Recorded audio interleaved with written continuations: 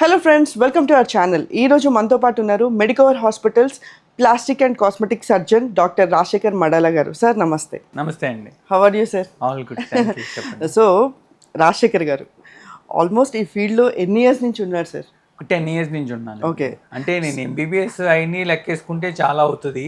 Okay. But plastic surgery experience నేను start చేసి దానికి ఒక 10 years దాదాపు. Okay. So plastic and cosmetic surgeon అవును. 12 years నుంచి అని అంటున్నారు. 12 years బ్యాక్ దీని గురించి అంత అవగాహన ఎవరికి లేదు. సో ఇప్పుడున్న జనరేషన్లో ఇది ఎంతవరకు ఉపయోగపడుతుంది జనాలు? సో ఈ ప్లాస్టిక్ సర్జరీ అనేది ఎప్పటి నుంచో బిజీ బ్రాంచ్ అండి. అంటే ఎట్లా అంటే accident cases, burns cases, fingers cut అయిపోయి ఆ ఐస్ క్యూబ్స్లో పెట్టుకొస్తే అటాచ్ చేయటం, లేదు అంటే ఫేస్లో ఏమైనా ఫ్రాక్చర్స్ అయ్యి ఆ ఫ్రాక్చర్స్ మేము మళ్ళీ సెట్ చేయటం, బోన్స్ ప్లేట్లు వేసినట్టే ఫేస్లో కూడా ప్లేట్స్ వేస్తాం. ఓ, అది కాకుండా నెక్స్ట్ ఇంకా క్యాన్సర్ సర్జరీస్లో క్యాన్సర్ పార్ట్ తీసేస్తే ఆ పార్ట్ని మనం రీకన్స్ట్రక్ట్ చేయటం, ఇవన్నీ ఎప్పటి నుంచో ఉండినాయి. కాస్మెటిక్ కూడా ఉండింది కానీ ఎక్కడో కానీ చేసేవాళ్ళు. కాస్మెటిక్ అనకూడదు, యాక్చువల్గా ఈస్థెటిక్ సర్జరీ అనాలి. బట్ జనాలకు అర్థం కాదు కాబట్టి అందరికీ అర్థం అవ్వాలని కాస్మెటిక్ సర్జరీ అంటున్నాం. ఓకే. సో ఇది మనకి వెస్టర్నైజేషన్, అంటే మన ఫుడ్ ప్రోడక్ట్స్లో పిజ్జాస్, బర్గర్స్, పాస్తాలు ఎట్లా వెస్టర్న్ కల్చర్ అంతా వచ్చేసిందో అట్లాగే వెస్టర్న్ సైడ్ నుంచి కూడా knowledge transfer, okay, social media కానీ ఆ ఇంటర్నెట్ చూడటం కానీ ఇవన్నీ అలవాటు అయ్యే కొందికి ఏంటంటే జనాలకి ఆ వెస్టర్నైజేషన్ వచ్చే కొందికి వాళ్ళ మీద వాళ్ళకి సెల్ఫ్ ఇంట్రెస్ట్ పెరిగింది. సో ఇదివరకు ఏదన్నా ఉంటే చాలే, ఎందుకులే, ఏముంది, బట్టతలు ఉంటే ఏమైంది, ఇప్పుడు చాలు, కొంచెం నడుము దగ్గర లా ఉంటే ఏముంది, సరే ఓకే పెళ్ళి అయిపోయింది కదా, కొంచెం చేతులు లా ఉంటే ఏముంది, ఇవన్నీ వస్తూ ఉండేవి. ఇప్పుడు ఏంటంటే జనాలు so they don't want to carry that insecurity, I want to be confident అన్నట్టు ఓపెన్ అప్ అయ్యి వచ్చి చేయించుకుంటున్నారు అంతే. ఓకే. అయితే ఇప్పుడున్న జనరేషన్లో మీరు అన్నట్టు ఈ కాన్షియస్నెస్ బాగా పెరిగింది. అవును. అయితే దీంట్లో మామూలుగా ఎన్ని రకాలు ఉంటాయి సార్? అంటే ఈ మీరు చెప్పినట్టు ఈ క్యాన్సర్కి సంబంధించి కాకపోతే లేకపోతే ఊన్స్కి సంబంధించి అంటే ఓకే, కామన్, అది తప్పదు. సో ఇప్పుడు బ్యూటీ కాన్షియస్గా ఒకవేళ దీని గురించి వెళ్ళాలంటే దీంట్లో ఎన్ని? బేసిక్గా ఈ ఈస్థెటిక్ సర్జరీ కానీ కాస్మెటిక్ సర్జరీ కానీ ఇందులో సర్జికల్, నాన్ సర్జికల్ ఓకే అని రెండు సపరేట్ డివిజన్స్లో చేసుకున్నాం అనుకోండి ఈజీగా ఉండటానికి. నాన్ సర్జికల్ అంటే ఏంటంటే మనం చేసే బొటాక్స్లు, ఫిల్లర్స్. బొటాక్స్ అంటే మొహంలో ముడతలు తగ్గటానికి, ఫిల్లర్ అంటే హ్యాలోనెస్, అండర్ ఐ హ్యాలోనెస్ కానీ ఫేస్ అంతా కొంచెం డ్రూప్ అయిపోయి అట్లా రావటం కానీ ఆ ఫిల్లర్స్ వాడతాం. మళ్ళీ యూత్ఫుల్గా వస్తానికి. లేదు అంటే థ్రెడ్ లిఫ్ట్ అంటాం, అంటే ఫేస్ కొంచెం కిందకు జారిపోతే థ్రెడ్ చేసి ఇట్లా పైకి లిఫ్ట్ చేస్తాం, ఒక 10 years యంగర్గా కనిపిస్తారు. ఓకే. సో దాన్ని థ్రెడ్ లిఫ్ట్ అంటాం. ఇవన్నీ నాన్ సర్జికల్. వీటితో పాటు కెమికల్ పీల్స్, లేదంటే కనుక స్కిన్ బూస్టర్స్ అని చెప్పి డల్గా ఉన్న స్కిన్ బాగా ఫెయిర్గా గ్లోయింగ్గా రావడానికి స్కిన్ బూస్టర్స్ ఇస్తాం. కెమికల్ పీల్స్ ఇందాక మీకు చెప్పింది. అన్నిటి గురించి నాకంటే యూట్యూబ్లో వందల వీడియోలు చూసేవాళ్ళు చాలామంది ఉన్నారు, వాళ్ళకి ఐడియా వస్తుంది. సో ఇవన్నీ non surgical. Coming to surgical. సర్జికల్లో ఏంటంటే డే కేర్ సర్జరీస్, అడ్మిట్ అవ్వాల్సిన సర్జరీస్. సో డే కేర్ అంటే మార్నింగ్ వచ్చేసి మధ్యాహ్నంకో సాయంత్రంకో వెళ్ళిపోవటం. అట్లాంటి వాటిలో హెయిర్ ట్రాన్స్ప్లాంట్ అలాంటి ప్రొసీజరే, మార్నింగ్ వస్తే మధ్యాహ్నం వెళ్ళిపోవచ్చు. నెక్స్ట్ వచ్చేసి చిన్న లైపోసక్షన్స్, అంటే only tummy liposuction, only thighs, లేదు ఓన్లీ వెనకాల నడుము, లేదు అంటే కనుక ఓన్లీ హ్యాండ్స్, ఇట్లాంటి ఫీమేల్స్లో. అండ్ మేల్స్లో వచ్చేసి చెస్ట్ లైపోసక్షన్. అంటే చాలామంది మేల్స్కి ఫీమేల్ బ్రెస్ట్ లాగా బ్రెస్ట్ ఉంటుంది. సో దానివల్ల టైట్ టీషర్ట్లు వేసుకోలేకపోవటం, షర్ట్స్ వేసుకోలేకపోవటం, ఏదైనా గుడికి వెళ్ళినప్పుడు షర్ట్ తీసుకులేకపోవటం, పూజకి వెళ్ళినప్పుడు షర్ట్ తీయలేకపోవటం, స్విమ్మింగ్ పూల్స్లో దిగలేకపోవటం, ఇట్లాంటి ఇన్సెక్యూరిటీస్ ఉంటాయి. సో వాళ్ళకు కూడా లైపోసక్షన్ చేసి చక్కగా ఫ్లాట్గా నీట్గా వచ్చేస్తుంది చెస్ట్ షేప్ అంతా. ఓకే. సో అవన్నీ డే కేర్ సర్జరీసే. సో మార్నింగ్ వస్తే సాయంత్రమో నైట్ పంపించేస్తాం. డే కేర్ కాకుండా ఒక రోజు అడ్మిట్ అవ్వాల్సిన ప్రొసీజర్స్ ఏమున్నాయంటే మేజర్ లైపోసక్షన్, అంటే మెగా లైపోసక్షన్ అంటాం. అంటే more than 6 to 7 liters fat తీస్తే కొంచెం నీరసం ఉంటుంది కాబట్టి ఆ రోజు నైట్ నుంచి నెక్స్ట్ రోజు మార్నింగ్ పంపిస్తాం. లేదంటే టమ్మీ టక్, మామీ మేక్ ఓవర్ అనేది బాగా ఫేమస్ అయింది ఈ మధ్య, లాస్ట్ 2 years నుంచి. అంటే పోస్ట్ ప్రెగ్నెన్సీలో వచ్చే చేంజెస్ని మనం మళ్ళీ ప్రీ ప్రెగ్నెన్సీ లుక్లోకి తీసుకురావటం. సో పొట్టంతా ముందుకు సాగ్ అయిపోద్ది కాబట్టి దాన్ని మనం మళ్ళీ కట్ చేసి పొట్టంతా టైట్గా నీట్గా జీరో షేప్లోకి తీసుకొచ్చేస్తాం. ఓకే. సో దాన్ని టమ్మీ టక్ అంటాం. దానికి 1 day అడ్మిషన్ ఉండాలి, ఎందుకంటే కొంచెం నీరసంగా ఉంటారు, కొంచెం పెయిన్ ఉంటుంది కాబట్టి. బ్రెస్ట్ సర్జరీస్ అని డే కేర్ అండి, అంటే బ్రెస్ట్ రిడక్షన్, అంటే ఎక్కువగా ఉన్న బ్రెస్ట్ని సైజ్ తగ్గించడం కానీ, తక్కువగా ఉన్న బ్రెస్ట్ని సైజ్ పెంచడం కానీ ఇవన్నీ మార్నింగ్ వస్తే ఈవినింగ్ వెళ్ళిపోవచ్చు. మినిమల్ పెయిన్, పేషెంట్ నడుచుకుంటే వెళ్ళిపోతారు ఇంటికి. ఓకే. సో ఇవన్నీ వీటి సైడ్ ఎఫెక్ట్స్ ఏమైనా ఉంటాయి సార్? అంటే ఇప్పుడు మీరు చెప్పిన సర్జరికల్ వాటికి సైడ్ ఎఫెక్ట్స్ అంటే చూడండి, ఎంత గొప్ప సర్జన్, ఎంత ఫేమస్ సర్జన్ చేసినా ఒక 1% ఛాన్స్ ఆఫ్ సైడ్ ఎఫెక్ట్స్ ఉంటాయి. బట్ ఇవేమీ ప్రాణానికి ప్రమాదమైన సర్జరీస్ కాదండి. ఓకే. సో ఆ 1% ఇన్ఫెక్షన్ ఏంటంటే ఛాన్సెస్ కూడా ఇన్ఫెక్షన్ ఛాన్సెస్ కానీ ఇదన్నా ఇవన్నీ ప్రొవైడెడ్ ప్రాపర్గా ట్రైన్ అయిన ప్లాస్టిక్ సర్జన్ చేస్తే. ఓకే. మీ సర్జన్ని ఇప్పుడు అందరూ మంచివాళ్ళే డాక్టర్స్లో అని అనను. ఒకళ్ళు ఇద్దరు ఎవరో కొంచెం కక్కుర్తి పడే వాళ్ళు ఉంటారు, చీట్ చేసే వాళ్ళు ఉంటారు. సో మీ డాక్టర్ని, మీ సర్జన్ని మీరు వైజ్గా చూస్ చేసుకుని మంచి ప్లాస్టిక్ సర్జన్ దగ్గరికి వెళ్ళి చేయించుకుంటే ఖచ్చితంగా 100% రిజల్ట్స్ ఉంటాయి. ఓకే. సో ఇప్పుడు మీరు చెప్పారు ఫేస్ లిఫ్టింగ్ కావచ్చు, లేకపోతే కలర్ ఇంప్రూవ్మెంట్ కావచ్చు, లేకపోతే ఈ నాన్ సర్జికల్ థింగ్స్లో కూడా ఇవి ఒక పర్సన్ తీసుకోవడానికి వీటికి సర్టెన్ ఏజ్ లిమిట్ ఏమన్నా ఉంటుందా? గుడ్ క్వశ్చన్ అండి. ఏజ్ లిమిట్ అంటే మోస్ట్ ఆఫ్ ద ఫీమేల్స్ కానీ మేల్స్కి కానీ మనం స్కిన్ని ఎంత నెగ్లెక్ట్ చేసినా 30-35 ఇయర్స్ వరకు మహా అయితే ఏం చేంజెస్ వస్తాయి, కొంచెం నల్లబడతారు, మొహం చిన్నగా ట్యాన్ అవుతారు, అది తప్పితే ఏముండదు. కానీ మనం ముందు నుంచి చేసిన నెగ్లిజెన్స్, ముందు నుంచి చేసిన డ్యామేజ్ అంతా ఏమవుతుందంటే 30-35 ఇయర్స్ తర్వాత స్లోగా ఏజింగ్ చేంజెస్ కనిపిస్తాయి. మొహం మీద ముడతలు కనిపించటం, కళ్ళ దగ్గర ముడతలు, ఇదంతా కిందకి ఇలా డ్రూప్ అవటం, మొహం మీద మంగు మచ్చలు వస్తాయి, మెలాస్మా అంటాం. ఇక్కడ బుగ్గల మీద, ముక్కు మీద మంగు మచ్చలు లాగా ఉంటాయి. ఆ మెలాస్మా చేంజెస్ వచ్చేసేయటం, ఫేస్ మీద కొంచెం ఇలా ఇక్కడ ఫ్యాట్ ప్యాడ్స్ అన్ని తగ్గిపోయి ఇలా కిందకి డ్రూప్ అయిపోవటం, ఇట్లాంటి చేంజెస్ అన్నీ మనకి 35-40 తర్వాత స్టార్ట్ అవుతాయి. సో నేనేమంటానంటే ఇప్పుడు 35-40కి వచ్చిన వాళ్ళు, ఆల్రెడీ డ్యామేజ్ అయిన వాళ్ళు వచ్చి చేయించుకుంటాం, ఓకే, అన్నిటికీ ప్రొసీజర్స్ ఉన్నాయి మనకి. ఇప్పుడు యంగ్స్టర్స్కి నేనేం సజెషన్ ఇస్తానంటే 20-25 ఇయర్స్కి కాలేజ్ అయిపోయి బయటకు వచ్చిన పిల్లలందరూ కొంచెం స్కిన్ మీద కొంచెం జాగ్రత్త పెంచుకొని కొంచెం కాన్షియస్గా ఉంటే ఏజింగ్ని మనం వీ కాంట్ స్టాప్ ఏజింగ్ అండి, we can just delay it అంతే. సో 30-35కి కొంచెం ఏజింగ్ వచ్చే ఛాన్సెస్ 40-45 దాకా కొంచెం నీట్గా ఉంటాయి. దీనివల్ల ఓన్లీ స్కిన్ ఒకటే కాదు, బాడీ కూడా హెల్తీగా ఉంటుంది. ఓకే. సో మీరు చెప్పినట్టు ఏజింగ్ అనేది దాన్ని మనం ఆపలేము. అంటే ఇప్పుడున్న జనరేషన్లో చూసుకుంటే పిల్లలు టీనేజ్ నుంచి కూడా ఒబేస్గా అవ్వడము, ఓవర్ వెయిట్ వెళ్ళిపోవడము, హార్మోనల్ ఇంబ్యాలెన్సెస్, ఇవన్నీ చాలా చూస్తున్నాం. మరి ఇలాంటి వాళ్ళకి ఏమన్నా ట్రీట్మెంట్ ఉంటుందండి? పిల్లలు మారాలి, పేరెంట్స్ మారాలండి, మైండ్ సెట్స్. మీరు ఇంట్లో పిల్లలు ఉంటారు, మీరు ఎట్లా పెడతారు ఫుడ్?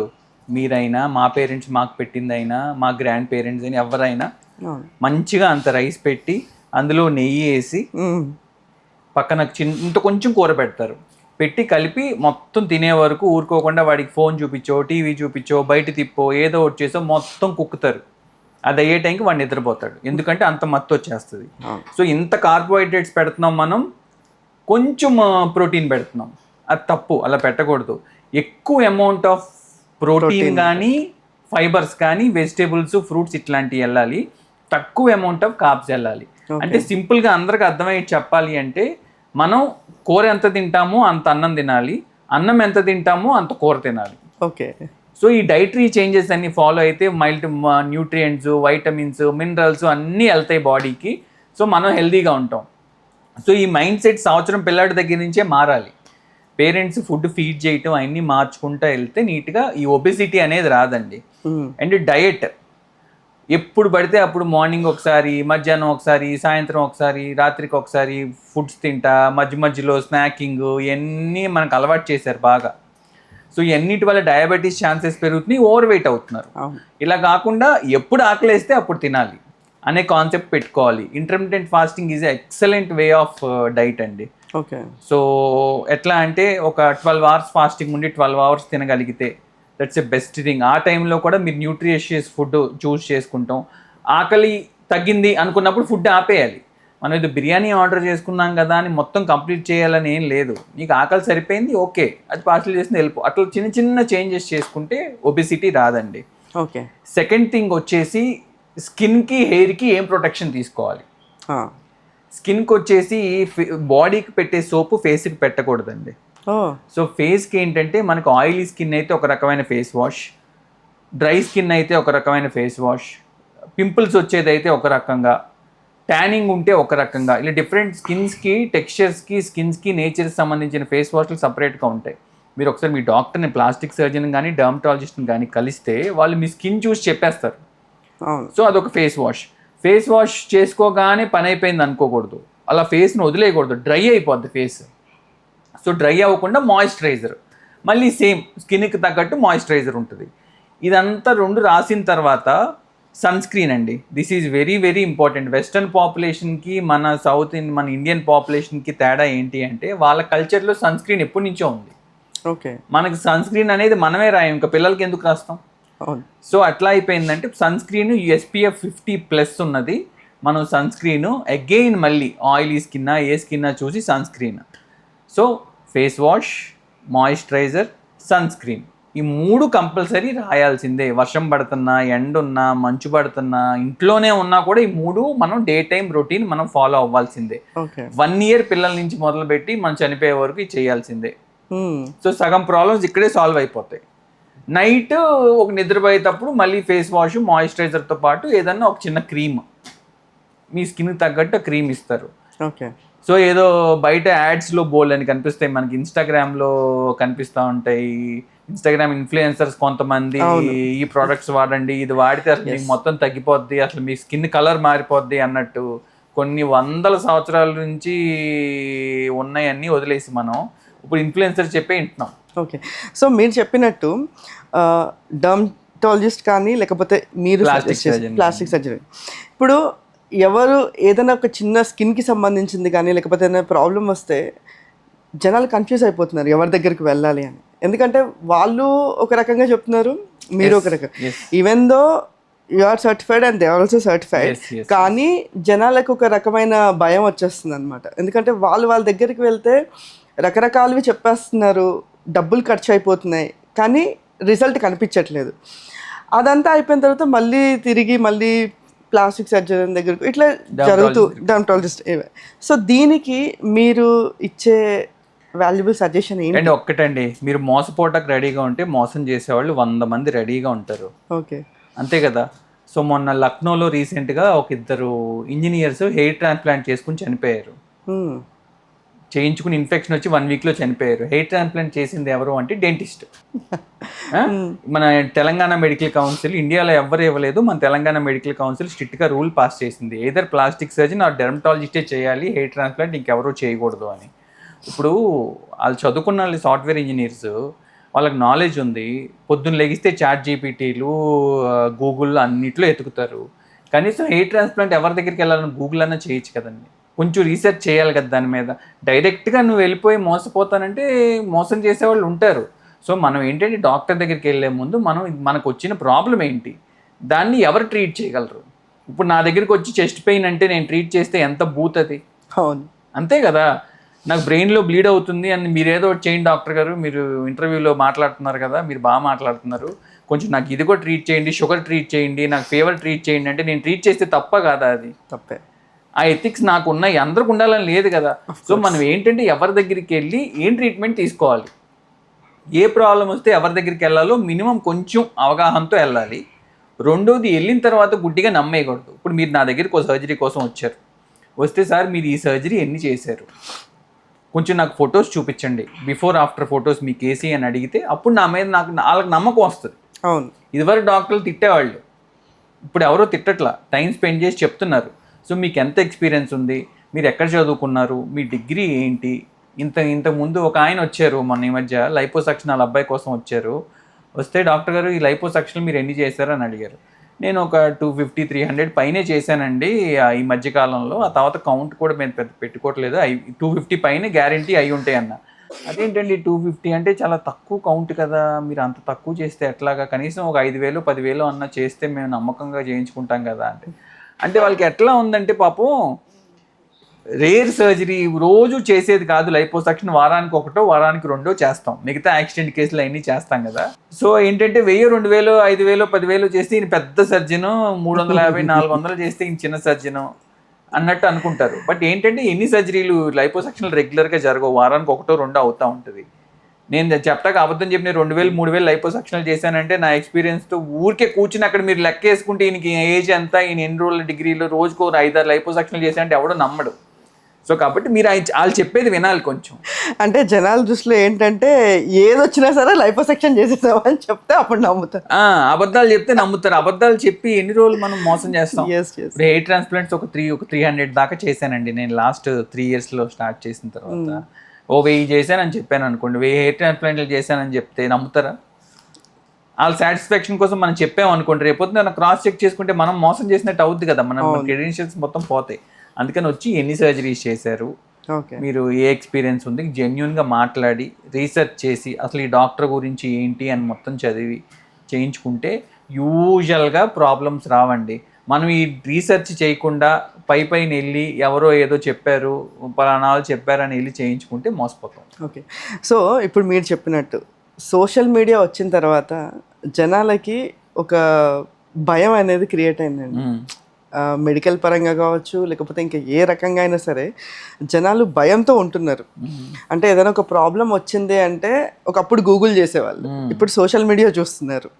సో దీంట్లో ఏది జెన్యున్ ప్రోడక్ట్, ఏది ఫేక్ ప్రోడక్ట్ అనేది జనాలకు కూడా అర్థం కావట్లేదు. ఎందుకంటే ఒక ప్రోడక్ట్ని ఒక 100 మంది చెప్పేటప్పటికి that is the best product అని వాళ్ళే ఫిక్స్ అయిపోతుంది. మీరు కూడా మీకు ఒక ప్రాబ్లం వస్తే ఒక డాక్టర్ ఒక క్రీమ్ ఇస్తారు అనుకోండి, ఎగ్జాంపుల్ ఆ క్రీమ్ మీకు పనిచేసింది, మీరు ఏం చేస్తారు, మీ ఫ్రెండ్కి ఈ క్రీమ్ చాలా బాగా పనిచేస్తుంది నువ్వు వాడు అంటారు. బట్ మీకు ఇచ్చిన ప్రోడక్ట్ ఆ అమ్మాయికి పడదో పని చేస్తుందో పని చేయదో తెలియదు. మనం అలా అందుకని చెప్పి ఏంటంటే మనం ఏదైనా ప్రోడక్ట్ వాడే ముందు డాక్టర్నే కలవాలండి. ఒక బండ గుర్తు ఏం పెట్టుకోవాలంటే, యాడ్స్లో, ఇంటర్నెట్లో యాడ్స్లో, టీవీలో యాడ్స్లో చూస్తే ప్రొడక్ట్స్ కొనొద్దు. అవన్నీ ఫార్మాస్యూటికల్ ప్రొడక్ట్స్ కాదు, అవన్నీ జస్ట్ రెగ్యులర్గా వాడే రీటైల్ ప్రొడక్ట్స్. అవన్నీ ఏంటంటే మీకు జస్ట్ మెయింటెనెన్స్కి పనికొస్తాయి. మీకు ఏదైనా ప్రాబ్లమ్ సాల్వ్ అవ్వాలంటే మెడికల్ గ్రేడ్ ప్రోడక్టే వాడాలి. మెడికల్ గ్రేడ్ ప్రోడక్ట్ బ్యూటీ పార్లర్లోనో బయట కొనుక్కోకూడదు. ఓన్లీ ప్లాస్టిక్ సర్జన్ కానీ డర్మటాలజిస్ట్ కానీ ఎవరన్నా చెప్పిన దగ్గరే వెళ్ళాలి. ఇప్పుడు తలనొప్పి వస్తుంది మీకు, సింపుల్గా వెళ్ళి అల్ట్రాసెట్టో లేదంటే డోలోనో లేదంటే శారిడానో బయట దొరికే 100 టాబ్లెట్లు దొరుకుతాయి, వెళ్ళి ఫార్మసీలో అడిగితే వాడు ఇచ్చేస్తాడు. అది మీకు మామూలుగా వచ్చిన తలనొప్పా, మైగ్రేన్ తలనొప్పా, బ్రెయిన్లో ఏమన్నా బ్లడ్ బ్లీడ్ అవుతుంటే క్లాట్ అయ్యి వచ్చిన తలనొప్పా, పెరాలసిస్ వస్తుంటే స్ట్రోక్ వస్తుంటే వచ్చే తలనొప్పా, ఇవన్నీ మీకు తెలియదు కదా. ఆ టాబ్లెట్లు వేసుకుని ఒకేసారి తేడా వచ్చాక హాస్పిటల్కి వెళ్తారు. అవును. సో అందుకని ఏదన్నా వస్తుంటే ఒకసారి వెళ్ళి డాక్టర్ని కలవటం, చూపించుకోవటం. ఏంటి మనం ఒక రోజు స్విగ్గీకి 1000 రూపాయలు 2000 ఖర్చు పెడతాం, అవునా? డాక్టర్ కన్సల్టేషన్ ఫీజు ఎంత ఉందండి బయట? 500 1000 రూపాయలు ఉంది. మంచి డాక్టర్లు 100కి 200 చూసేవాళ్ళు కూడా ఉన్నారు. వీళ్ళు ఒకసారి కలిస్తే నష్టం ఏంటి? మనం ఏం చేస్తామంటే మెట్రో ఎక్కడానికి టికెట్ కొనుక్కుంటాం, సినిమా హాల్కి వెళ్తే టికెట్ కొనుక్కుంటాం, రెస్టారెంట్కి వెళ్తే బిల్లు కడతాం. బట్ డాక్టర్ దగ్గరికి వెళ్ళినప్పుడు మాత్రం డాక్టర్ అంత డబ్బులు ఛార్జ్ చేస్తున్నాడు అనుకుంటాం. సెల్ఫ్ మెడికేషన్ అనేది ఈజీ అయిపోయింది. ఇప్పుడు మన గూగుల్లో కొట్టినా, చాట్ జీపీటీలో కొట్టినా, మెడికల్ షాప్ అని అడిగినా మీరు చెప్పరా నాకు కొంచెం జ్వరంగా ఉంది ఏం వేసుకోవాలంటే పారాసెటమాల్ వేసుకోవాలి. అవును. సో మనం ఏంటంటే ఈజీ వేసి ఎత్తుకునేసరికి ప్రాబ్లమ్స్ ఎక్కువైపోతున్నాయి మనకి. ఓకే, సో మీ ఎక్స్పీరియన్స్లో ఇలా ఏమంటారు, బయట ఇట్లా ట్రీట్మెంట్స్ చూసి ఫేక్ ప్రోడక్ట్స్ యూస్ చేసి వచ్చిన వాళ్ళు ఎవరైనా ఉన్నారండి? నేను టిపికల్ ఎగ్జాంపుల్స్ చెప్పాలి అంటే, బ్యూటీ పార్లర్కి వెళ్ళి ఒక ఆవిడ ఫేషియల్ చేయించుకున్నారు. కొంచెం నువ్వు కొంచెం డార్క్గా ఉన్నావు, బ్లీచింగ్ సంథింగ్ ఏదో ఫేషియల్ చేయించుకుంటే నీ ఫేస్ తెల్లగా అవుతుంది, బాగుంటుంది అంటే పాప మళ్ళీ చేయించుకున్నారు. ఆవిడ చెప్తానే ఉందండి, ఆ ఫేస్ అంతా కొంచెం టింగ్లింగ్ సెన్సేషన్, మంట వస్తుంది అంటే అది కామన్ అని చెప్తున్నారంట. చేయగానే రెడ్డిగా అయిపోయింది ఫేస్. ఓ 2-3 డేస్లో మీకు సెట్ అయిపోద్దని చెప్పారంట. స్లోగా ఫేస్ మొత్తం డార్క్ అయిపోయింది, అంటే 4 to 5 షేడ్స్ డార్కర్ అయిపోయింది మొహం అంతా. అప్పుడు ఆవిడ వచ్చింది. ఏం చేస్తాం మేము, ఆ డీప్ లేయర్ ఆఫ్ స్కిన్లోకి డ్యామేజ్ వెళ్ళిపోయింది. మేము స్ట్రాంగ్ కెమికల్ పీల్స్ అన్నీ వాడినా కూడా ఒక 80% మేము దాన్ని బయటికి తీసుకురాగలిగాం పిగ్మెంట్ని. ఒక 20% లైట్ క్లౌడీ షేడ్ లాగా ఉండిపోయింది. అది ఇప్పుడు కొంతవరకు డ్యామేజ్ అయితే కొంతవరకు కవర్ చేయగలం. నెక్స్ట్ వచ్చేసి తెలియని వాళ్ళ దగ్గరికి వెళ్ళి ఫిల్లర్లు, బొటాక్స్లు, కెమికల్ పీల్స్ చేయించుకుని అవన్నీ తేడా వచ్చేవాళ్ళు ఉంటారు. లిప్ ఓ పక్కన ఎత్తుగా ఓ పక్కన తక్కువ, ఫేస్ ఓ పక్కన ఎత్తుగా ఓ పక్కన తక్కువ, ఇట్లా చేసుకుని వచ్చేవాళ్ళు ఉంటారు. సో అవన్నీ కరెక్షన్స్ చేస్తూ ఉంటాం. మేము చేసే స్ట్రైట్ కేసెస్ కంటే కరెక్షన్ కేసులు ఎక్కువ ఉంటాయి, టు బి ఫ్రాంక్ చెప్పాలంటే. ఓకే, సో ఇప్పుడు టీనేజ్ పిల్లల్లో చాలా వరకు ఈ పింపుల్స్ అనేవి మనం చూస్తూ ఉంటాం. సో అవి కొంతమందికి వెనకాల బ్యాక్ సైడ్, చెస్ట్ మీద, స్టమక్ మీద కూడా వచ్చేస్తూ ఉంటాయి. So what would be the reasons for this? సి బాడీ యాక్నీకి one of the main cause is dandruff అండి. ఓకే. సో డాండ్రఫ్ ఏమవుతుందంటే ఫంగల్ ఇన్ఫెక్షన్. ఇక్కడ నుంచి ఫ్లేక్స్ ఏమవుతాయి ఈ షర్ట్ మీద, వెనక పక్క షర్ట్ ఖాళీలోంచి వెనకకి, ముందు ఖాళీలో నుంచి చెస్ట్ లోపలికి ఇవన్నీ పడతా ఉంటాయి. పడటం వల్ల ఫంగస్ వెళ్ళి అక్కడ ఉండిపోయి మనకు బాడీ యాక్నీ వస్తుంది. So one of the main reasons for body acne is dandruff or any fungal infection. Or కంటిన్యూగా తలలో ఇలా చేతులు పెట్టి ఇట్లా అనుకుని, చెస్ట్ మీద ఇలా అనుకుని, వెనకాల ఇట్లా అనుకుని ఇట్లా చేయటం వల్ల, ఇరిటెంట్స్ వల్ల బాడీ యాక్నీ వస్తుంది. ఒక్కొక్కసారి మనం ఒక స్కిన్ ఇరిటెంట్స్ అంటే మన బట్టల్లో ఏదైనా డిటర్జెంట్స్ కానీ ఏదైనా ఇరిటెంట్స్ ఉన్నాయి అనుకోండి, కెమికల్ ప్రోడక్ట్స్ ఎక్కువ ఉంటే అవి వేసుకున్న ఒక్కొక్కసారి బాడీ యాక్నీ వస్తుంది. మల్టిపుల్ కాజెస్ ఉంటాయి. Most of the time is dandruff అండి. మనం డాండ్రఫ్ని ట్రీట్ చేసుకోగలిగితే బాడీ యాక్నీ, ఫేస్ యాక్నీ చాలా వరకు తగ్గుతాయి. ఓకే. సో దీనికి సంబంధించి ఒక పర్సన్ డెర్మటాలజిస్ట్ దగ్గరికి వెళ్తే so they suggested chemical pills. So దానికి దీనికి ఏమైనా సంబంధం ఉంటుందా? అంటే చూడండి, డాండ్రఫ్ వల్ల వచ్చింది అయితే డాండ్రఫ్ ట్రీట్మెంట్ తీసుకుంటే తగ్గిపోతుంది. అది డాండ్రఫ్ రిలేటెడ్ కాదనుకోండి, డాండ్రఫ్ లేదు బట్ బాడీ యాక్నీ వస్తుంది due to excess oil secretion, excess ఇవన్నీ వస్తుందంటే ఒక్కొక్కసారి సాలిసిలిక్ యాసిడ్ పీల్స్ అని పింపుల్స్ అయ్యి కంట్రోల్ అవడానికి పీల్స్ వేస్తారు. ఓకే. సో సమ్ టైమ్స్ అంటే చెప్తున్నా కదా, అన్నిటికీ ఒకే ట్రీట్మెంట్ ఉండదు. ఆ type of acne, A type of acne ఎందువల్ల వస్తుంది, హార్మోనల్ వల్ల వస్తుందా, లేదంటే ఇరిటేషన్ వల్ల వస్తుందా, డాండ్రఫ్ వల్ల వస్తుందా చూసుకుని దాన్ని బట్టి ట్రీట్మెంట్. సో నేను చెప్పడం కూడా మీకు most of the times dandruff అంటున్నాను కానీ ఓన్లీ డాండ్రఫ్ వల్ల వస్తుంది అనట్లేదు. ఓకే. సో కాబట్టి చేయొచ్చు, chemical peels, salicylic acid peels try చేయొచ్చు. బట్ నా సజెషన్ ఏంటంటే పైన వేసే ట్రీట్మెంట్స్, టాపికల్ ట్రీట్మెంట్స్ కంటే internal treatments will give good results. Okay. So ఏమైనా మెడికేషన్ కానీ ఇలాంటిది. ఓకే. అయితే సార్ ఇప్పుడు జనరల్గా బయట చూసుకున్నట్లయితే బ్యూటీ కాన్షియస్ చాలా ఎక్కువైపోయిందండి. అది బాడీ పరంగా, స్కిన్ పరంగా, హెయిర్ పరంగా అన్ని రకాలుగా కూడా. అయితే ఎక్కువ వెయిట్ లాస్ మీద. సో ఈ వెయిట్ లాస్కి సంబంధించి మీరు ఇందాక చెప్పారు నాన్ సర్జికల్ అని చెప్పేసి. సో ఈ వెయిట్ లాస్కి ఎటువంటి సైడ్ ఎఫెక్ట్స్ లేకుండా అంటే చాలా అంటే అందరికీ అందుబాటులో ఉండే ట్రీట్మెంట్స్ ఏమన్నా మీ దగ్గర? కామన్గా వచ్చి అడుగుతారు, డాక్టర్ గారు నేను ఒక 5-6 kgs తగ్గాలి, నాకు కొంచెం లైపోసక్షన్ చేయండి అంటారు. బట్ లైపోసక్షన్కి వెయిట్ లాస్కి సంబంధమే లేదండి అసలు. Liposuction is not for weight loss. So ఎవరైనా లైపోసక్షన్ చేసి మిమ్మల్ని లావు తగ్గిస్తాను అంటే నమ్మండి, కానీ బరువు తగ్గిస్తా అంటే నమ్మద్దు. ఓకే. లావు వేరు, బరువు వేరు. అంటే లావు అంటే ఏంటంటే చేతులు లావుగా ఉన్నాయి, సో చేతులు లావు తగ్గాలి అంటే లైపోసక్షన్ చేసుకోవచ్చు. థైస్ బాగా లావు ఉన్నాయి, ఎక్కువ పరిగెత్తలేకపోతున్నారు జిమ్లో, తొడలు 2 రుద్దుకుపోయి ర్యాష్లు వస్తున్నాయి, ఫ్రీగా మూవ్ అవ్వలేకపోతున్నారు, లైపోసక్షన్ చేస్తే వాళ్ళు కొంచెం యాక్టివ్ అయ్యి వెళ్ళి వెయిట్ తగ్గుతారు. అంతేగాని ఫ్యాట్ తీయటం వల్ల వెయిట్ ఎంతో కొంత తగ్గుద్ది కానీ బట్ ఫ్యాట్ తీస్తే వెయిట్ మొత్తం తగ్గిపోద్దని నమ్మద్దు. సో వెయిట్ లాస్కి bariatric procedure is good. Next fat లాస్కి liposuction is good. Okay. And ఈ 2 సర్జికల్ నేను చెప్పింది. నాన్ సర్జికల్గా చేయాలి అంటే ఒక BMI ఎంత ఉందో చూసుకోవాలండి. అంటే ఒక 5 kgs, 10 kgs, 15 kgs మ్యాక్సిమం తగ్గించవచ్చు, కానీ అంతకంటే ఎక్కువ తగ్గాలి అంటే సర్జికల్గా వెళ్ళటమే బెటర్. ఈ మధ్య ఇంజెక్షన్స్ మీరు వినే ఉంటారు, ఓజంపిక్ అని, వెగోవి అని, మోంజారో అని ఇంకా చాలా వస్తున్నాయి. సో ఇవన్నీ ఏంటంటే మీకు ఆకలిని తగ్గించేసి ఆటోమేటిక్గా, ఆకలి తగ్గటం వల్ల ఫుడ్ తినరు కాబట్టి వెయిట్ తగ్గుతారు. ఓకే. అంతే. GLP రెగ్యులేటర్స్ అని అన్నీ ఉన్నాయి. ఈ ఆకలి చంపేస్తారు కాబట్టి మీరు ఫుడ్ తినరు కాబట్టి ఆటోమేటిక్గా వెయిట్ తగ్గుతారు. ఈ 10-15 kgs మీరు తగ్గిన తర్వాత ఇంజెక్షన్ ఆపేస్తే మళ్ళీ తింటే మొదలు పెడితే మళ్ళీ వెయిట్ పెరుగుతారు. ఈ లైపోసెక్షన్కి సంబంధించి ఒకసారి మీరు ఫ్యాట్ ఇదంతా తీసేసిన తర్వాత మళ్ళీ వచ్చే ఛాన్సెస్ ఉంటాయా? గుడ్ క్వశ్చన్ అండి. అంటే ఒక చోట నుంచి ఒక ఫ్యాట్ తీసేసామనుకోండి, అక్కడ మళ్ళీ కొత్త ఫ్యాట్ ఫామ్ అవ్వదు. ఓకే. ఉన్న ఫ్యాట్ గ్లోబ్యూల్సే మళ్ళీ కొంచెం పెరుగుతాయి. సపోజ్ ఇంత బాక్స్లో ఒక 1000 చిన్న బాల్స్ లాగా, పర్ల్స్ లాగా ఫ్యాట్ ఉందనుకోండి, ఒక 800 తీసేసామనుకోండి, మిగతా 200 పెరుగుతాయి కానీ మళ్ళీ 800 ఫామ్ అవ్వవు. ఓకే. సో మనం కంటిన్యూస్గా అలాగే ఫుడ్ తింటా ఉన్నాం అనుకోండి, ఎక్కడో చోట ఫ్యాట్ డిపాజిట్ అవ్వాలి కదా. అప్పుడు ఫ్యాట్ వెళ్ళి డిపాజిట్ అవ్వాలి. సో ఇక్కడ డిపాజిట్ అయితే ఇక్కడ డిపాజిట్ అవుతుంది, మిగతాది చేతుల్లోనో లేదంటే కాళ్ళలోనో ఎక్కడో డిపాజిట్ అవుతూ ఉంటుంది. ఓకే. సో మనం తీసిన చోట ఫ్యాట్ రావటం అనేది ఇదివరకు తీసినంత రాకపోయినా కొంచెం ఏమైనా పెరిగే ఛాన్స్ ఉంటుంది అన్కంట్రోల్డ్గా ఉంటే. ఓకే. సో ఇఫ్ ఒకవేళ డైట్ అదంతా మెయింటైన్ చేసి రెగ్యులర్ ఎక్సర్సైజెస్ చేస్తే it will be fine. Healthy diet, healthy life style follow అయితే లైపోసక్షన్ చేసింది అలాగే ఉంటుందండి, ఏమి రిజల్ట్స్ మారవు. ఓకే. సో ఇది జనరల్గా ఏ ఏజ్ నుంచి సజెస్ట్ చేస్తారు సార్? యూజువల్గా అబోవ్ 18 అండి. అబోవ్ 18 ఎప్పుడు దాకా చేయొచ్చు అంటే పేషెంట్ ఎప్పుడు దాకా ఫిట్గా ఉంటారు ఎనస్థీషియాకి అప్పుడు దాకా చేయొచ్చు. ఓకే సార్, మీ దగ్గరికి మెడికల్ రిప్రజెంటేటివ్స్ వస్తూ ఉంటారు. సో ఒక్కొక్కళ్ళు ఒక్కొక్క ప్రోడక్ట్ తీసుకొస్తూ ఉంటారు. సో వాటిని ఎలా మీరు సెలెక్ట్ చేసుకుంటారు, అంటే ఏ బేసిస్ మీద? మెడికల్ అది ప్రోడక్ట్స్ కూడా బిజినెసేనండి. ఎవరి ప్రోడక్ట్ వాళ్ళు ప్రమోట్ చేసుకుందాం అని చూస్తారు. రోజు కనీసం ఒక 10 మంది వచ్చి మమ్మల్ని కలుస్తాక ట్రై చేస్తూ ఉంటారు. అందుకే హాస్పిటల్స్ వాళ్ళు కూడా ఒక పర్టికులర్ డేనే పెడతారు వాళ్ళ కోసం, అది డిస్టర్బ్ చేస్తూ ఉంటారని చెప్పి. ఓకే.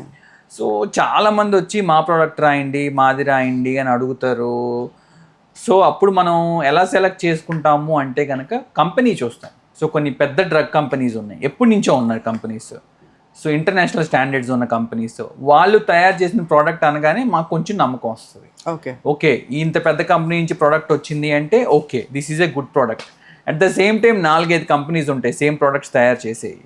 అందులో కూడా ఏం చూస్తామంటే ఏది ఎకనామికల్ ఉంది పేషెంట్కి. ఒక ట్యాబ్లెట్ 100 రూపాయలు పెట్టే ట్యాబ్లెట్ ఉంటుంది, 10 రూపాయలు కూడా అదే ట్యాబ్లెట్ వస్తుంది. రెండు మంచి కంపెనీసే తయారు చేస్తూ ఉంటాయి. అలాంటప్పుడు ఏంటంటే పేషెంట్కి ఏది ఎకనామికల్గా ఉంది, ఏది క్వాలిటీ ప్రోడక్ట్ అని చూసి కొంచెం వయా మీడియాగా మేము చూస్ చేసుకుని పేషెంట్స్కి రాస్తూ ఉంటామండి. మాకు హాస్పిటల్స్లో డ్రగ్ మీటింగ్స్ అని ఉంటాయి. డ్రగ్ మీటింగ్స్ అంటే ఎట్లా అంటే మా ఇష్టం వచ్చిన మందులు రాయటం కుదరదు. ఓకే. సో మీరు వచ్చి అడిగారు అనుకోండి, మీరు నాకు తెలిసిన ఫ్రెండ్ అనుకోండి, మీ మందులు రాయడం కుదరదు. నేను హాస్పిటల్లో డ్రగ్ కమిటీ ఉంటుంది. ఆ డ్రగ్ కమిటీలో అందరు డాక్టర్స్ ఉంటారు, హెడ్స్ అందరూ ఉంటారు. వాళ్ళందరూ కూర్చుని మన హాస్పిటల్ ఫార్మసీలోకి ఒక డ్రగ్ రావాలి అంటే దాని మీద రీసెర్చ్, దాని పబ్లికేషన్స్, దాని గురించి అన్నీ చూసి వాళ్ళు అలౌ చేస్తే కానీ మన ఫార్మసీలోకి ఆ మెడిసిన్ రాదు. ఓకే. నాకు ఇష్టం వచ్చిన మెడిసిన్ నేను పెట్టలేను, మీకు ఇష్టమైంది మీరు పెట్టలేరు, అట్లా చేయలేమండి. ఒక డ్రగ్ కమిటీ ఉంటుంది, వాళ్ళు దాన్ని యాక్సెప్ట్ చేస్తేనే ఆ డ్రగ్ హాస్పిటల్లోకి వస్తుంది. ఓకే. అయితే sir this is my personal experience. ఒక యాక్సిడెంట్ అయ్యి మొత్తం అంతా దెబ్బలు తగిలి, సో ఈ మనిషికి ప్లాస్టిక్ సర్జరీ చేస్తే తప్ప మళ్ళీ బ్యాక్ టు నార్మల్ అవ్వదు అన్న కేసెస్ని కూడా ప్లాస్టిక్ సర్జరీ చేయకుండా రికవర్ చేయొచ్చా?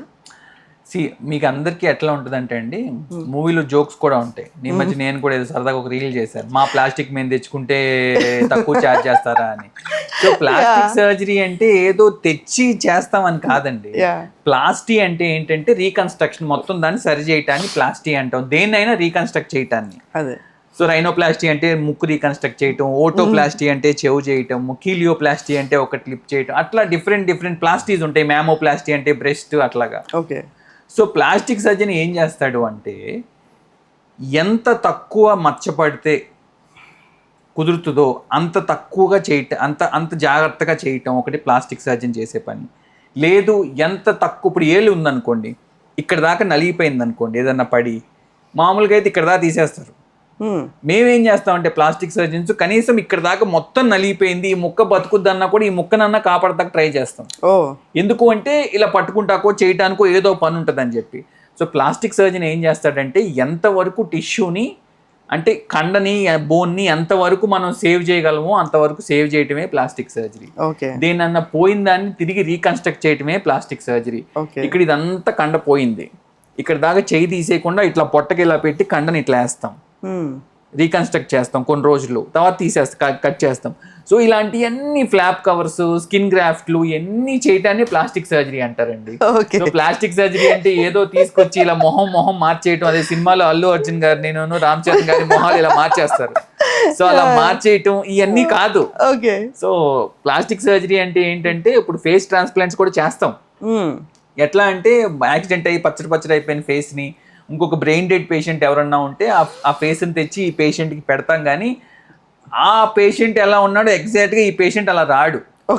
ఫీచర్స్ అన్ని మారిపోతాయి, డిస్టార్ట్ అయిపోయి ఉంటాయి. ఎందుకంటే ఈ లోపల బోన్ ఫ్రేమ్ వర్క్ అవన్నీ పేషెంట్కి డిఫరెంట్గా ఉంటాయి. సో అవన్నీ మూవీస్లో అనుకుంటా బాగుంటాయి కానీ బయటికి ఒరిజినల్గా కాదు. Okay, let us make it clear first. అయితే ఇప్పుడు మీరు చెప్పినట్టు ఏదైతే ఉందో ఇప్పుడు దీంట్లో రోబోటిక్ వచ్చింది. సో జనరల్గా ఇవంటే చెప్తున్నా కదా, భయం అనేది ఒకటి ఏర్పడింది. సో ఈ రోబోటిక్ సర్జరీ అనేది ఎంతవరకు సక్సెస్ అయింది సార్? సో రోబోటిక్ సర్జరీ అనేది ఏంటంటేనండి, ప్లాస్టిక్ సర్జన్స్ రోబోట్ వాడరు. ఓకే. సో రోబోటిక్ సర్జరీ ఏంటంటే పొట్ట లోపల కానీ, కిడ్నీస్ దగ్గర కానీ, ఇంకెక్కడన్నా యూరినరీ బ్లాడర్స్ దగ్గర కానీ, ఏదైనా కాంప్లికేటెడ్ ప్లేసుల్లో, ఇరుగ్గా ఉన్న ప్లేసుల్లో ఇదివరకు ఇక్కడ నుంచి ఇక్కడ దాకా ఓపెన్ చేసే సర్జరీలు చేసేవాళ్ళు. ఇప్పుడు ఏం చేస్తున్నారు, ల్యాప్రోస్కోపీతో చేస్తున్నారు. ల్యాప్రోస్కోపీ అంటే ఏం చేస్తాం, పేషెంట్ ఇలా పెట్టుకుని డాక్టర్ నుంచి ఆ హ్యాండిల్స్తో అడ్జస్ట్ చేస్తారు ఫోర్సెప్స్తో వాటిల్లో. సో దానికి కూడా ఏంటంటే మీ హ్యాండ్ ఇంతవరకే మూవ్ అవుతుంది కదా, ఎక్కువ మూవ్ అవ్వదు. సో రోబోట్తో ఏంటంటే మీకు రోబోట్ మెషిన్ కాబట్టి 360 degrees మొత్తం తిరిగిపోద్ది ఇలాగ మెషిన్. సో హ్యాండ్తో వెళ్ళలేని ప్లేసుల్లో కూడా రోబోట్ వెళ్ళి ఆపరేట్ చేస్తూ ఉంటుంది హ్యాండిల్స్. ఆబ్వియస్లీ సర్జనే కూర్చుని ఆపరేట్ చేస్తూ ఉంటాడు, కానీ కన్సోల్లో కూర్చుని అక్కడ మెషిన్ ఆపరేట్ చేస్తూ ఉంటుంది. ఓకే. సో పేషెంట్కి ఏంటంటే ఎక్కువ కట్ చేయక్కర్లేదు, ఆపరేటింగ్ టైం తగ్గిపోద్ది, ఇంజురీ తగ్గిపోద్ది, అంటే లోపల చేసే డ్యామేజ్ తగ్గిపోద్ది. చేయటం వల్ల ఒక 2 daysలో నడిచే మనిషి 1 dayలో నడుస్తాడు. ఓకే. పెయిన్ తక్కువ ఉంటుంది. సో సక్సెస్ రేట్స్ ఎక్కువ ఉంటాయి. ఓకే. మైనస్ పాయింట్ ఏంటంటే కొంచెం కాస్ట్ ఎక్కువ ఉంటుంది. ఓకే. సో కంపారిటివ్లీ ఎందుకంటే మరి రోబో ఒక్కటే కోట్లలో ఉంటుంది వాల్యూ, ల్యాప్రోస్కోపీ మెషిన్ లక్షల్లో ఉంటుంది. మరి అంత హాస్పిటల్ పెట్టి ఇన్వెస్ట్ చేసినప్పుడు కొంచెం ఎక్కువ, మరీ ఎక్కువే ఉండదు. బట్ అది ఎక్కువ గ్యాస్ట్రో వాళ్ళు, ఆంకో వాళ్ళు, యూరాలజీ వాళ్ళు వీళ్ళు ఎక్కువ వాడతారు రోబోట్. ఓకే. సో మీ మొత్తం కెరీర్లో టఫెస్ట్ కేసు ఏదన్నా మీరు చెప్పగలుగుతారు? హార్ట్కి టఫెస్ట్ కేసులు ఉంటాయి, మేము చేయటానికి టఫెస్ట్ కేసులు ఉంటుంది. ఓకే. హార్ట్కి టఫెస్ట్ కేసు అంటే ఒక చిన్న పిల్లాడికి ఎలక్ట్రిక్ ఆడుకుంటా వైర్ని పట్టుకుంటే షాక్ కొడితే పాపం 2 కాళ్ళు 2 చేతులు తీసేయాల్సి వచ్చింది. That is the toughest case for the heart. ఎందుకంటే చూడటానికి అయ్యో ఇప్పుడు ఆ పిల్లవాడికి ఉన్నాడు, వాడికి కాళ్ళు చేతులు 2 తీసేస్తే 4 పోతే వాడు ఏం చేస్తాడు, జీవితాంతం బెడ్ రిడెన్. అలా కాకుండా ఒక్కొక్కసారి అన్ఫార్చునేట్గా మా దగ్గరికి వచ్చేసరికి అవ్వాల్సిన డ్యామేజ్ అయిపోతూ ఉంటుంది. మేమేం చేయలేమమ్మా అని ఒక్కొక్కసారి చెప్తాం. పేషెంట్స్ ఏమో బతిమాలుతూ ఉంటారు, ఎట్లకొట్ల ఏదో ఒకటి చేయండి, మేము ఎంత డబ్బులైనా తీసుకొచ్చి పెడతామని. అలాంటి కొన్ని హార్ట్ టచింగ్, హార్ట్ మీద చాలా ఎఫెక్ట్ చూపిస్తూ ఉంటాయి. రోజు ఏదో ఒకటి చూస్తూనే ఉంటాం. మనం ఇలా హాస్పిటల్తో వెళ్తూ ఉంటే పక్కన ఎవరు అటెండర్ కూర్చొని ఏడుస్తూ ఉంటారు. When we're in their position ఎలా ఉంటుంది అనేది మాకు బాధేస్తుంది. బట్ తప్పదు, మా పని మేము చేసుకుంటే వెళ్ళిపోవాలి. ఓకే. టెక్నికల్ వైజ్గా టఫెస్ట్ కేసెస్ అంటే ఒక ఆవిడ మొన్న మధ్య రీసెంట్ కేసెస్ చాలా ఉంటాయండి. రీసెంట్ కేసెస్ ఒక ఆవిడ ఆటోలో వెళ్తా చెయ్యి ఇలా బయట పెట్టుకుని వెళ్తుంది. ఏదో వెహికల్ వచ్చి కొట్టేస్తే చెయ్యి మొత్తం కట్ అయిపోతే ఐస్ బాక్స్లో పెట్టుకొచ్చారు. దాన్ని మొత్తాన్ని అటాచ్ చేస్తే అవి మళ్ళీ తన మూమెంట్స్ అన్నీ రీగైన్ అయితే హ్యాపీ అనిపించింది.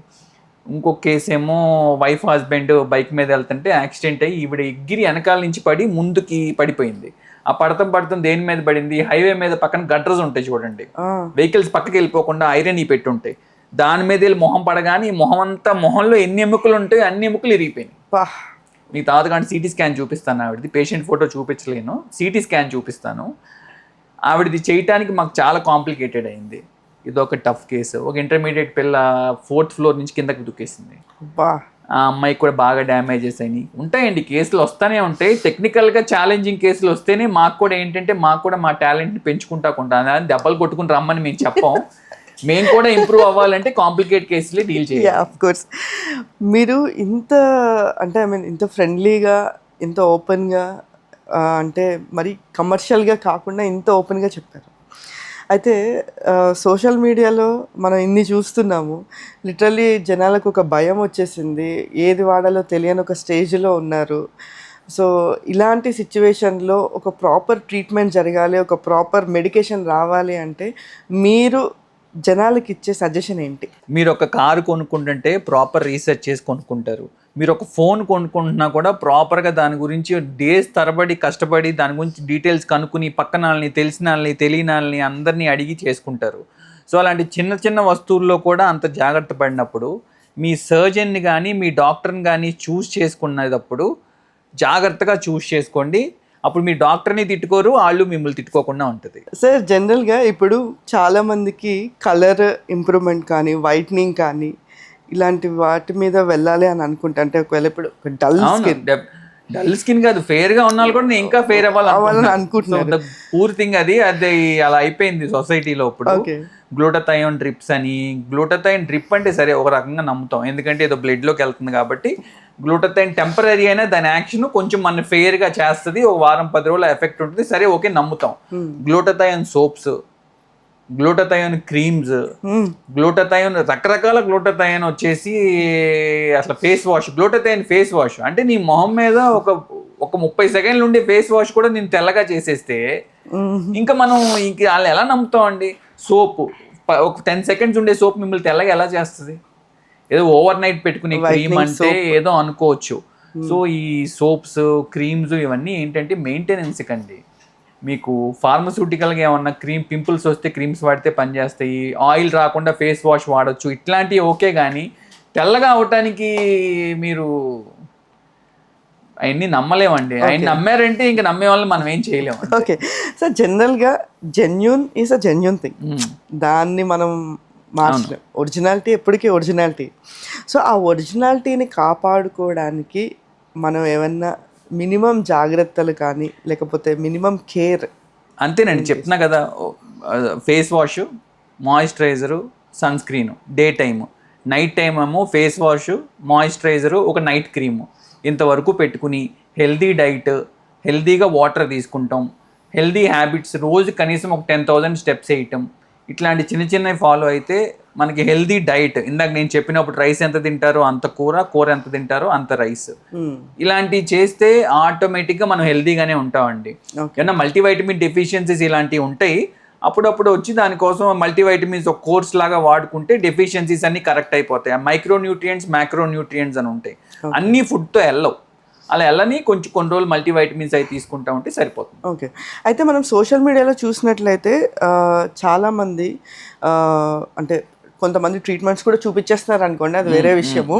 ఈ ప్లాస్మా త్రూ కానీ లేకపోతే ఈ ఫిల్లర్స్ త్రూ కానీ లేకపోతే మన దాంట్లో నుంచి తీసి ఇవన్నీ చూపిస్తున్నారు. ఇవి ఎంతవరకు సేఫ్ అంటే జాగ్రత్తగా కేర్ఫుల్గా చేస్తే సేఫేనండి.